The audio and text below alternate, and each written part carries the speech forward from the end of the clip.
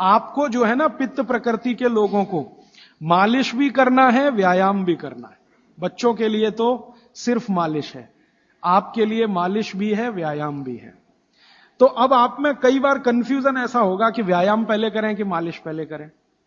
तो भागवत जी ने क्लियर कहा है कि वात के जो रोगी हैं उनको मालिश पहले, व्यायाम बाद में। और पित्त के जो रोगी हैं, रोगी से मतलब आप पित्त के असर में हैं, तो व्यायाम पहले, मालिश बाद में। तो आपको व्यायाम पहले करना है, मालिश उसके बाद करनी। अब आप पूछेंगे कितना व्यायाम करें, तो आपके लिए भी नियम वही है कि जैसे ही आपके बगल में पसीना आया, व्यायाम रोक दें। जैसे ही बगल में पसीना आया, व्यायाम रोक दें, उसके आगे व्यायाम ना करें। पसीना आया, व्यायाम रोक दें। वो 10 मिनट में आए तो, 20 मिनट में आए तो, 25 मिनट में आए तो, 40 मिनट में आए तो, 1 घंटे में आए तो, आपके शरीर के हिसाब से ध्यान रखिए। इससे ज्यादा व्यायाम करने की कोशिश ना करें। अब वो कहते हैं सबसे अच्छा व्यायाम क्या, सबसे अच्छा, तो आप कहेंगे जी दौड़ना। तो भारत के हिसाब से ये सबसे अच्छा नहीं है। भारत के हिसाब से, भारत के हिसाब से ये दौड़ना बिल्कुल अच्छा नहीं है, क्योंकि दौड़ते समय वात बहुत प्रबल होता है और भारत वात प्रकृति का देश है।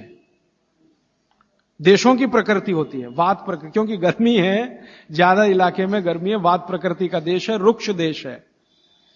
चेन्नई जैसे 2-4-10 बड़े शहरों को छोड़ दो जो समुद्र के किनारे हैं, बाकी देश रुक्ष है। रुक्ष माने सूखी हवा चलती है, तो रुक्ष है तो वात ही होगा।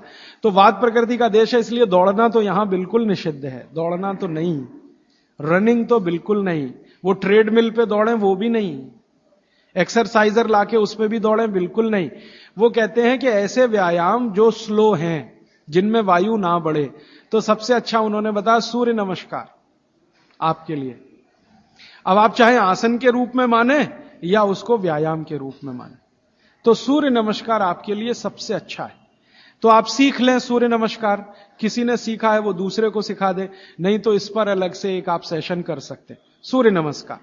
दूसरे कुछ व्यायाम है आपको, तो वो व्यायाम में छोटे छोटे स्तर पर दंड बैठक, छोटे छोटे स्तर, ज्यादा लंबी नहीं, छोटी दंड बैठक है। और छोटे छोटे स्तर के कोई भी व्यायाम जिसमें बहुत तेजी से पसीना ना निकले, सीधी सी बात, घर में हो तो बहुत अच्छा। अब वैसे माताओं को तो भागवत जी कहते हैं कि व्यायाम की अतिरिक्त जरूरत ही नहीं है।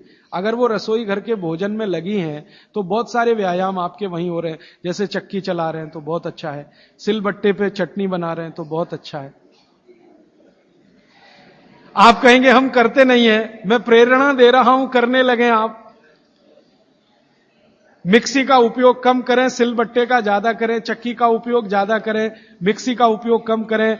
बाजार में जो इलेक्ट्रिक चक्की है उसका उपयोग कम करें। कि आप चक्की को चला के आटा पीसेंगे, उसकी क्वालिटी बहुत बेहतरीन होने ही वाली है, क्योंकि इसमें घर्षण कम है। और घर्षण कम है ना, तो अनाज धीरे धीरे पिसेगा, और अनाज धीरे पिसेगा तो टेम्परेचर नहीं बढ़ेगा। और वात वाले देश में टेम्परेचर बढ़ना नहीं किसी भी चीज का। और आप इलेक्ट्रिक चक्की में पिसवाएंगे ना, बहुत तेज घर्षण है, तो अनाज में नाश हो जाएगा, पौष्टिकता कम होने ही वाली है। तो हाथ की चक्की का खा के देख लीजिए एक रोटी, और ये बिजली वाली चक्की का खा के देख लीजिए एक रोटी, एक ही मिनट में अंतर पता चल जाए।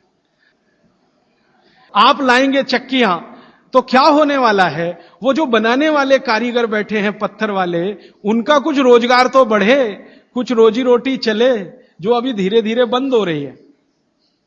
और उनकी रोजी रोटी अगर आपने चलाई, तो मैंने आपको सबसे पहले दिन एक बात बताई थी कि आप जिंदगी के अपने सब दुख दूर करिए, दैहिक दैविक भौतिक, और दूसरों के दुख दूर करने में मदद करिए तो मोक्ष मिलेगा। तो आपने चक्की बनाने वाले का भौतिक दुख तो दूर किया, चक्की खरीदी तो पैसा तो मिला, गरीबी कम हुई, रोजगार बढ़ा, तो भौतिक दुख भी अगर आपने कम किया तो मोक्ष की तरफ जा। तो चक्की है, सिलबट्टा है, कोशिश करें तो व्यायाम की अतिरिक्त जरूरत नहीं। और अगर नहीं कर पा रहे हैं तो थोड़ा हल्का फुल्का व्यायाम आप जरूर करें। और बहनों को, माताओं को जो सबसे अच्छा व्यायाम है, भागवत जी कहते हैं फॉरवर्ड बेंडिंग। फॉरवर्ड बेंडिंग माने आगे झुकना। तो जितनी बार आप आगे झुकें, ध्यान रखें कमर से झुकें हमेशा, तो जिंदगी में कभी भी दर्द नहीं आएगा कमर का। आगे कमर को छोड़कर कहीं से भी झुकेंगे तो तकलीफ है। कोशिश करें कमर से झुकें, जितना झुक पाते हैं वहीं तक झुकें, जरूरत नहीं है कि नीचे तक झुकें। हो सकता है कमर से झुकें तो आपके हाथ घुटने तक ही आए, वहीं तक रहने दीजिए। सहज होकर करिए, असहज होकर मत करिए। तो थोड़ा व्यायाम, 15-20 मिनट में पसीना आ जाएगा, उतना काफी। फिर उसके बाद मालिश, आपको भी मालिश जरूरी है, क्योंकि आपको भी कफ का असर ना बढ़े और आपका विकृत ना हो। तो आपको भी बच्चों की तरह यह बात ध्यान रखनी है कि सिर की मालिश ज्यादा, कान की भी मालिश ज्यादा, और बाकी शरीर की तो करनी है। और शरीर में सबसे ज्यादा मालिश तलवे की, पांव की। मालिश के बाद स्नान, स्नान उसी तरह से उबटन आदि से, और फिर भोजन, भोजन के बाद विश्राम 20 मिनट, फिर आपका काम, फिर रात्रि का माने शाम को 6-7 बजे का भोजन। इस तरह का नियम है।